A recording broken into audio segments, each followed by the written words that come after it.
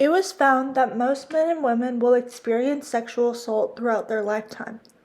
It was also found that many victims do not speak out due to their fear of society's reaction.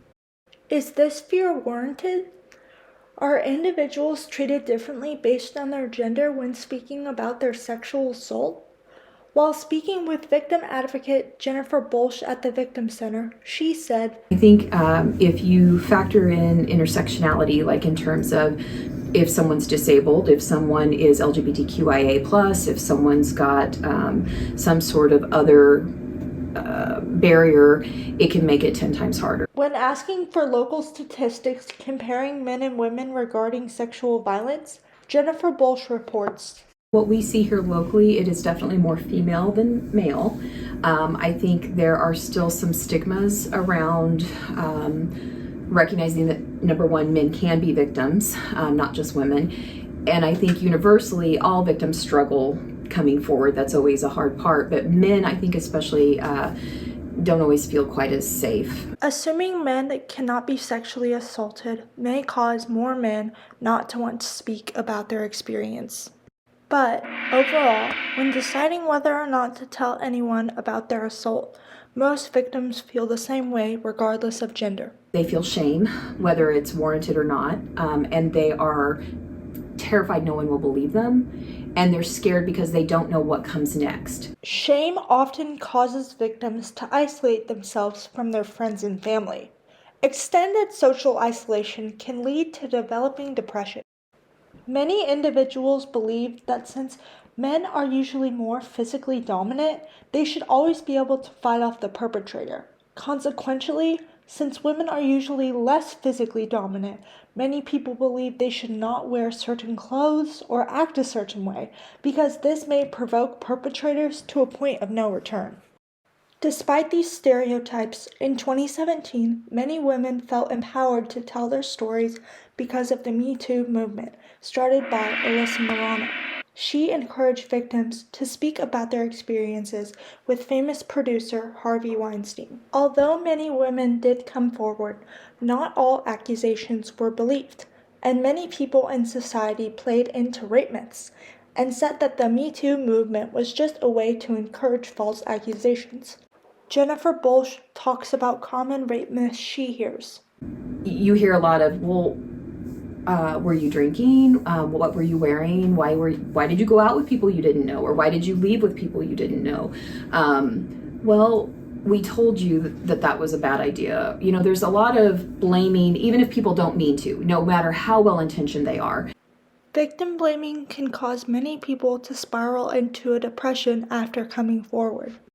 According to Courtney Ahrens, anywhere from 1/4 to 3/4 of survivors receive negative social reactions from at least one member of their informal support system. After receiving this reaction, many survivors may seek professional help. If they receive negative reactions from professional sources, this may be even more harmful than their informal support system. Victim blaming and the belief of rape myths often causes victims to underreport. Another reason why many people do not report is because of the fear that police will not believe them or their case will not go anywhere.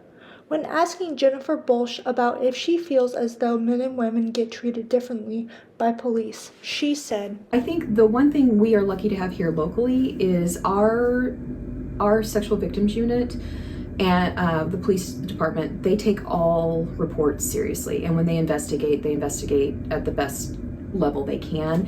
So when they send something to a prosecutor, they have what's called a probable cause statement. And what that means is that they have found enough evidence that they believe they can make a case can be made to fit whatever statute, like sexual assault, rape in the first degree, whatever it might be. Individuals may believe that not reporting sexual assault has consequences, but the only consequence might be inner turmoil and falling into isolation. Assuming all survivors should share their stories could have consequences regarding one's process of coping with their sexual assault. There are many assumptions made regarding people who experience sexual assault. Jennifer Bolsh says, oftentimes people assume it's female, only women get assaulted. I think the general public thinks a lot of times it's strangers, right? That people are, it's just like the boogeyman. You went running and some stranger jumped out of a bush, when the reality is men and women are being sexually assaulted and abused primarily by people they know.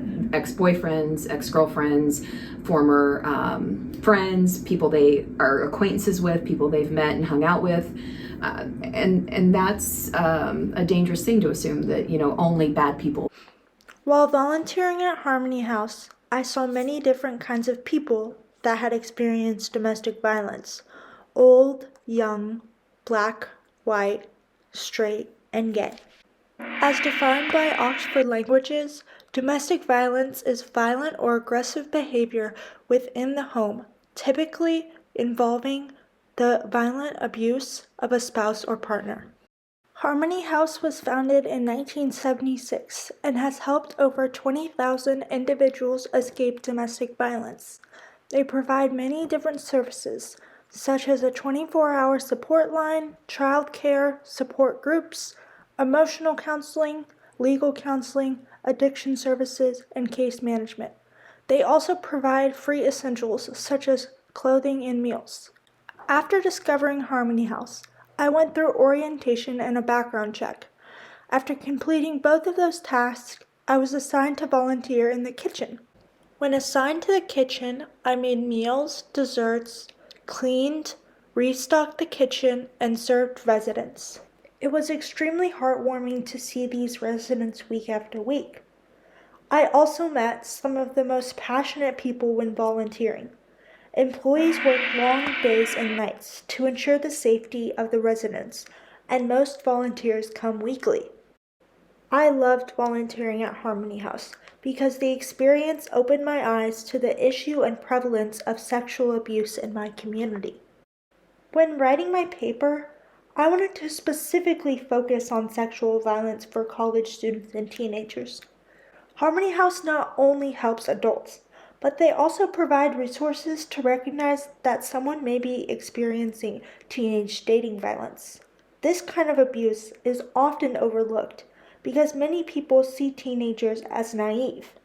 But because of this, many teenagers can easily get caught in a cycle of violence that they cannot escape.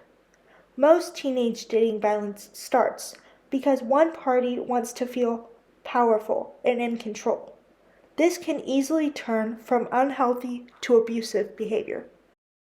Harmony House is a community resource that assists adults and teens alike. Programs including education, housing, and counseling provide encouragement and help position those in need for a successful escape from abuse. While Harmony House is an important resource, we each have a role to play in preventing sexual assault as well. If we take the time to volunteer locally, we can learn about the warning signs of sexual abuse and the cycle of violence. If we are empathetic towards each other and help to create a safe space, then we could possibly help someone feel comfortable speaking out about their sexual assault.